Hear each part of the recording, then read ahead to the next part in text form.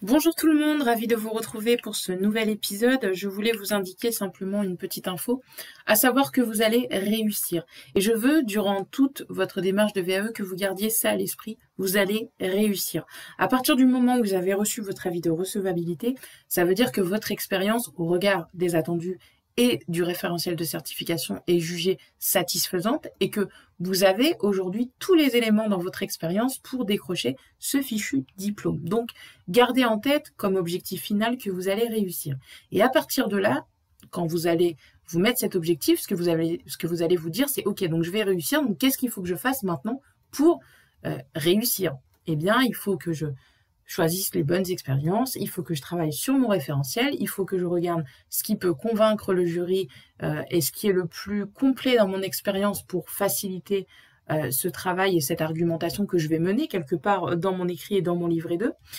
Il faut ensuite que je prépare un plan pour mon écrit, quel que soit le niveau d'ailleurs, pour qu'il y ait un cadre et que ce soit agréable à lire, que ce soit fluide et que je n'oublie rien. Il faut ensuite que je prenne en main mon livret 2. Selon l'ossature de ce livret 2, je ne vais pas compléter ce livret de la même manière et je ne vais pas ventiler mon expérience de la même manière.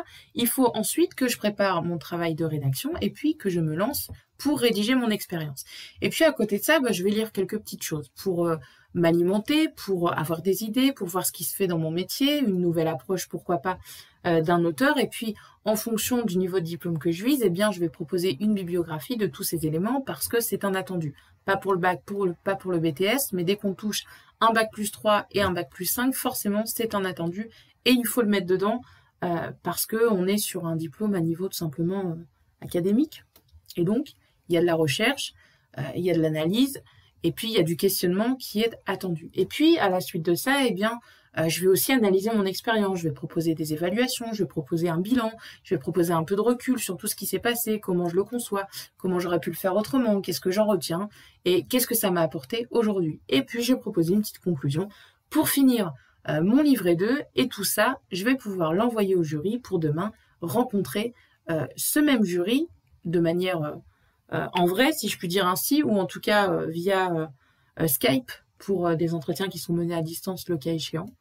Et puis ensuite, je vais valider cet objectif qui est de les convaincre lors de cet oral et de réussir.